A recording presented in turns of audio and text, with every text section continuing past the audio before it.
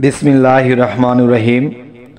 हे समस्त जगतबासी, हे समस्त परहेजगारगण, हे समस्त मुसलमानगण, आज के आपनादेर सामने जे एकटी आलोचना निये हाजिर हलाम, से आलोचनाटी खुबই गुरुत्वपूर्ण এবং সেই আলোচনাটি হবে সূরা জিন থেকে।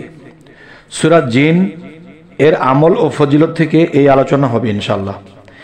যে আল্লাহ এই পৃথিবীতে কোরআনকে শুধু পড়ার জন্য পাঠায়নি, মানার জন্য, কিন্তু কিছু কিছু মানা একটু ব্যতিক্রম। যেমন কোরআন আমাদের জীবন ব্যবস্থা, যে আল্লাহর আলোকিত পথে আমরা অগ্রসর হব এই কোরআন পড়ে, এটা তো আছেই। কিন্তু দেখেন, একটা মানুষ যদি অসুস্থ থাকে, একটা মানুষ যদি বন্দী হয়ে থাকে, একটা মানুষ যদি চাপাকলের মধ্যে থাকে, তখন সেই মানুষটি কিন্তু আল্লাহর পথে এবং নিজের দুনিয়াবি পথে কোনো পথেই কিন্তু সেই মানুষটি অগ্রসর হতে পারে না। তাই আমি বলতে চাই, আজকে সূরা জিন থেকে যে আমল ও ফজিলতের কথাগুলো বলবো, ইনশাআল্লাহ আপনারা খেয়াল করে শুনবেন। আল্লাহর রহমত, আমাদের পথ সুন্দর হবে, ক্লিয়ার হবে, জীবন ব্যবস্থা সুন্দর হবে।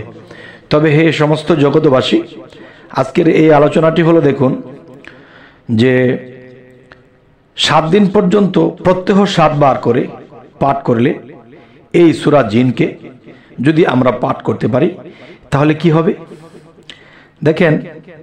তিলাওয়াত করতে থাকলে ইনশাআল্লাহ আল্লাহর রহমতে কোনো ব্যক্তি যদি বন্দী অবস্থায় থাকে বা গুপ্ত অবস্থায় থাকে, বা তাকে কেউ আটকিয়ে রাখে, কিংবা জেল হাজতে দেখা গেছে অন্যায়ভাবে সে জেল হাজতে গিয়েছে, যদি সূরা জিন পাঠ করতে থাকে, তখন তিনি যে কোনো অবস্থায় থাকুক, যদি অন্যায়ভাবে অবিচারভাবে সে যদি জেলে বন্দী থাকে, সেখান থেকে সে মুক্তি হতে পারবে আল্লাহর রহমতে এই সূরা জিনের উসিলায়। এবং দেখা যায় 7 দিন পর্যন্ত প্রত্যহ 7 বার করে পাঠ করে কোনো আসরগ্রস্ত, মানে জিন আসরগ্রস্ত সেই ব্যক্তির গায়ে ফুঁক দিলে কি হবে, জিন ভূতের আসর দূর হয়ে যাবে।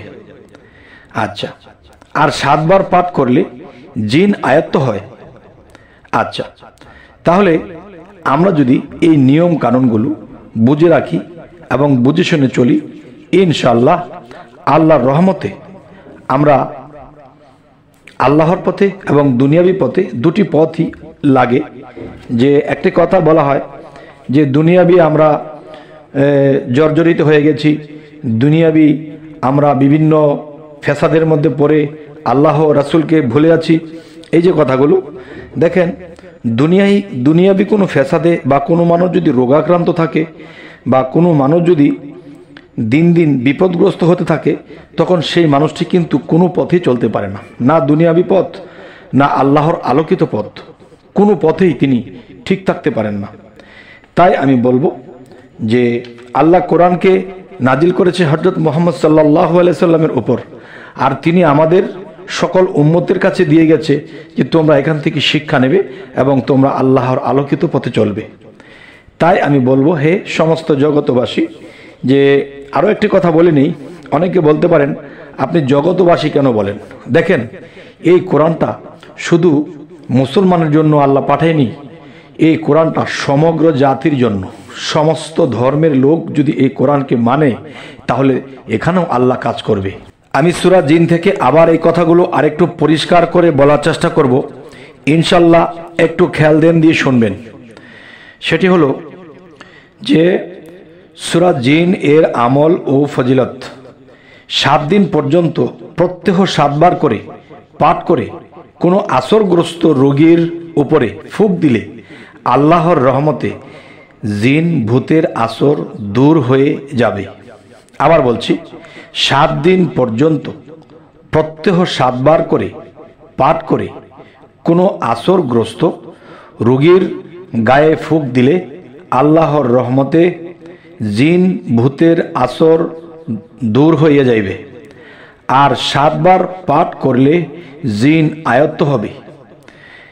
হে সমস্ত জগতবাসী, যদি এই কথাগুলো আপনাদের মনে নাও থাকতে পারে, তাই অবশ্যই লিখে রাখতে পারেন। হয়তো আপনার প্রতিবেশী বা আপনার বাড়িঘরে বা যে কোনো স্থানে যদি এরকম কোনো সমস্যা হয়, জিনের সমস্যা হয়, তাহলে ইনশাআল্লাহ এই কাজগুলো করে আপনারা জিন ভূতকে তাড়িয়ে দিতে পারেন। আবার 7 বার করে পাঠ করে তার উপরে ফুঁক দিলে তখন জিনকে আপনি আয়ত্ত করে নিতে পারেন। আর আয়ত্ত যদি একবার হয়ে যায় তাহলে তাকে দিয়ে আপনি হয়তো দুনিয়াবি কোনো উপকারী কাজও করতে পারবেন। তাই আমি বলবো, অন্যায়ভাবে বন্দি ব্যক্তি এই সূরা তেলাওয়াত করতে থাকলে ইনশাআল্লাহ আল্লাহর রহমতে শীঘ্রই বন্দি থেকে রেহাই পেয়ে যাবে। সুবহানাল্লাহ, আলহামদুলিল্লাহ।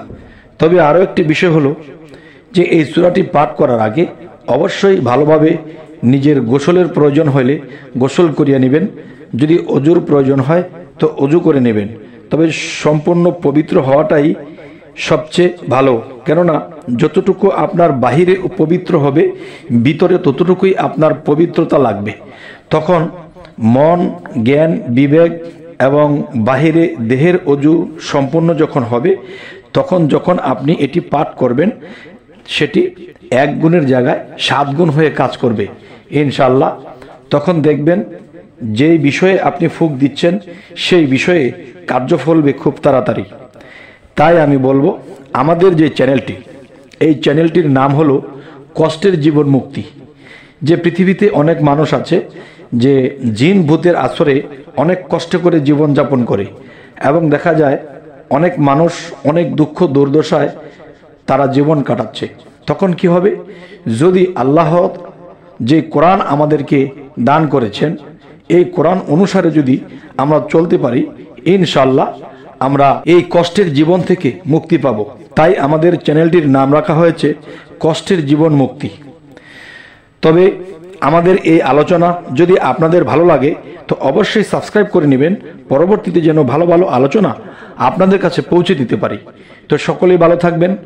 আল্লাহ হাফিজ।